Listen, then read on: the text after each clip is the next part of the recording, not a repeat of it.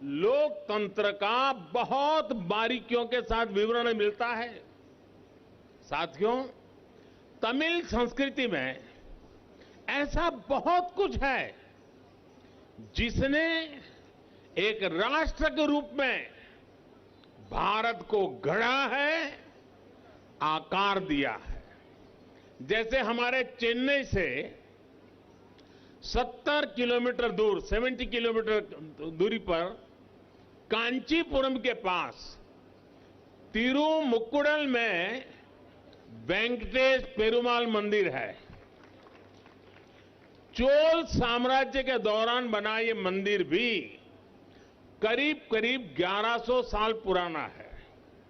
इस मंदिर में ग्रेनाइट पत्थरों पर लिखा है कि कैसे उस समय वहां 15 बेड का हॉस्पिटल मौजूद था। 1100 साल पुराने पत्थरों पर जो इंस्क्रिप्शन है उनमें मेडिकल प्रोसीड्यूर्स के बारे में लिखा है, डॉक्टरों को मिलने वाली सैलरी के बारे में लिखा है, हर्बल ड्रग्स के बारे में लिखा हुआ है। 1100 साल पुराना हेल्थ केयर से जुड़े ये शिलालेख तमिलनाडु की भारत की बहुत बड़ी विरासत है।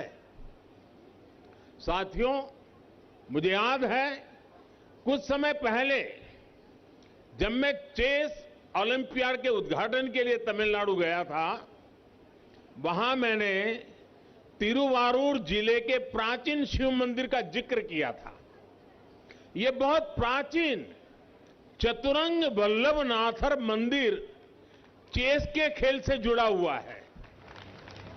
ऐसे ही चोल साम्राज्य के दौरान तमिलनाडु से अन्य देशों तक व्यापार होने के कितने ही उल्लेख मिलते हैं।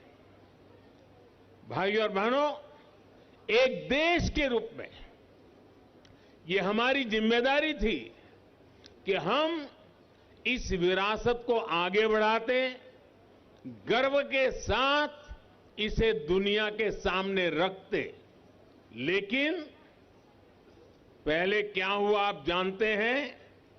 अब आप सबने ये सेवा करने का सौभाग्य मुझे दिया है। मुझे याद है जब मैंने यूनाइटेड नेशंस में तमिल भाषा में तमिल से कोट किया था, तब देश और दुनिया के कई लोगों ने मुझे मैसेज करके खुशी जताई थी। मुझे जाफना जाने का अवसर मिला था श्रीलंका में। जाफना जाने वाला मैं भारत का पहला प्रधानमंत्री था।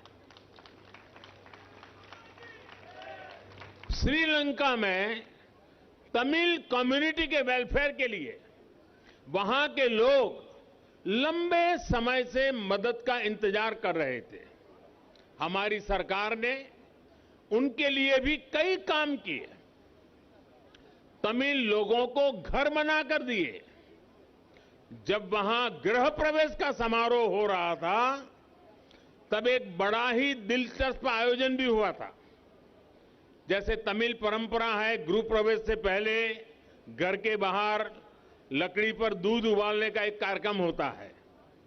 मैंने उसमें भी हिस्सा लिया था और मुझे याद है जब वो वीडियो तमिलनाडु में देखा गया, इतना मेरे प्रति प्यार बरसाया गया।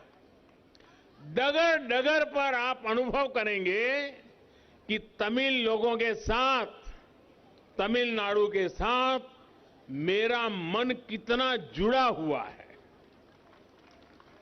तमिल लोगों की निरंतर सेवा करने का ये भाव मुझे नई ऊर्जा देता है। साथियों, आप सभी को जानकारी है कि हाल ही संपन्न हुआ काशी तमिल संगमम कितना सफल रहा। इस कार्यक्रम में हमने प्राचीनता, नवीनता और विविधता को एक साथ सेलिब्रेट किया। इन आयोजनों में तमिल साहित्य के सामर्थ्य के भी दर्शन हुए हैं। काशी में तमिल संगमम के दौरान कुछ ही समय में हजारों रुपए की तमिल भाषा की पुस्तकें बिक्री हुई थी। तमिल सिखाने वाली पुस्तकों के लिए भी वहां जबरदस्त क्रेज था। हिंदी भाषी क्षेत्र में, और वो भी आज डिजिटल युग, ऑनलाइन की दुनिया, ऐसे समय काशी में हिंदी भाषी लोग तमिल किताबों को इस तरह पसंद किया जाना, हजारों रुपए की तमिल की किताबें खरीदना, ये हमारे देश के सांस्कृतिक कनेक्ट की सबसे बड़ी ताकत है। दोस्तों, मैं मानता हूं तमिल लोगों के बिना काशी वासियों का जीवन अधूरा है, और मैं काशीवासी हो गया हूं। और काशी के बिना तमिल के लोगों का जीवन भी अधूरा है। ये आत्मीयता जब कोई तमिलनाडु से काशी आता है तो सहज ही दिखाई देती है। काशी का सांसद होने के नाते ये मेरे लिए और भी गर्व की बात है। मैंने देखा है कि काशी में जो नौका चलाने वाले लोग हैं, शायद ही कोई ऐसा नौका चलाने वाला मिलेगा जिसको तमिल के 50-100 वाक्य बोलना ना आता हो। इतना वहां पर मेलजोल है। ये भी हम सभी का सौभाग्य है कि बनारस हिंदू यूनिवर्सिटी में सुब्रमण्यम भारती जी के नाम पर एक चेयर की स्थापना की गई है। सुब्रमण्यम भारती जी ने काफी समय काशी में बिताया था, काफी कुछ वहां से सीखा था। ये भी पहली बार हुआ है कि काशी विश्वनाथ मंदिर ट्रस्ट के ट्रस्टियों में, काशी विश्वनाथ मंदिर का ट्रस्ट बहुत पुराना है, पहली बार काशी विश्वनाथ ट्रस्ट का ट्रस्टी तमिलनाडु के एक महाशय को बना दिया गया है। ये भी प्यार है। ये सारे प्रयास एक भारत श्रेष्ठ भारत की भावना को मजबूत करने वाले हैं। साथियों, तमिल लिटरेचर से हमें अतीत के ज्ञान के साथ ही भविष्य के लिए प्रेरणा भी मिलती है। तमिलनाडु के पास तो ऐसा लिटरेचर है जिसमें से काफी कुछ 2000 साल से भी ज्यादा पुराना है। जैसे कि संगम लिटरेचर से पता चला कि एंशियंट तमिलनाडु में कई तरह के मिलेट्स, श्री अन्न उपयोग में लाए जाते थे। प्राचीन तमिल साहित्य अगनानूरू में मिलेट्स के खेतों के बारे में लिखा गया है। महान तमिल कवित्री अवैयार अपनी एक सुंदर कविता में स्वादिष्ट वर्गु अरिसी छोरू इसके बारे में लिखती हैं। आज भी अगर कोई ये पूछता है कि भगवान मुरुगन को नैवेद्य के रूप में कौन सा भोजन पसंद है, तो जवाब मिलता है तेनुम तेने वामुम। आज भारत की पहल पर पूरी दुनिया मिलेट्स की हमारी हजारों वर्ष पुरानी परंपरा से जुड़ रही है। मैं चाहूंगा कि आज हमारा एक न्यू ईयर रिजोल्यूशन मिलेट से भी जुड़ा हो। हमारा रिजोल्यूशन होना चाहिए कि मिलेट्स को हम वापस अपने खान पान में जगह देंगे और दूसरों को भी इसके लिए प्रेरित करेंगे। साथियों, अब से कुछ देर में यहां तमिल कलाकारों की परफॉर्मेंस भी होने वाली है।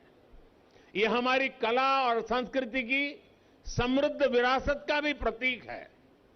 ये हमारा कर्तव्य है कि हम इसे पूरी दुनिया तक लेकर जाएं, इसे शोकेस करें। साथ ही इन आर्ट फॉर्म्स का कैसे समय के साथ विस्तार हो, हमें इस पर भी ध्यान देना चाहिए। आज की युवा पीढ़ी में ये जितना ज्यादा पॉपुलर होंगे उतना ही वो इसे नेक्स्ट जनरेशन को पास करेंगे। इसलिए युवाओं को इस कला के बारे में बताना, उन्हें सिखाना, ये हमारा सामूहिक दायित्व है। और मुझे खुशी है कि आज का ये आयोजन इसका भी एक बेहतरीन उदाहरण बन रहा है। भाइयों और बहनों, आजादी के अमृत काल में हमारी ये जिम्मेदारी है कि हम अपनी तमिल विरासत के बारे में जानें और देश और दुनिया को गर्व के साथ बताएं। ये विरासत हमारी एकता और राष्ट्र प्रथम की भावना का प्रतीक है। हमें तमिल कल्चर, लिटरेचर, लैंग्वेज और तमिल ट्रेडिशन को निरंतर आगे बढ़ाना है। इसी भावना के साथ मैं अपनी बात समाप्त करता हूं। एक बार फिर आप सबको पुतांडु की बहुत बहुत बधाई देता हूं और मुरुगन जी का भी धन्यवाद करता हूं कि आज मुझे इस महत्वपूर्ण अवसर में शरीक होने का मौका दिया। आप सबको बहुत बहुत शुभकामनाएं। धन्यवाद।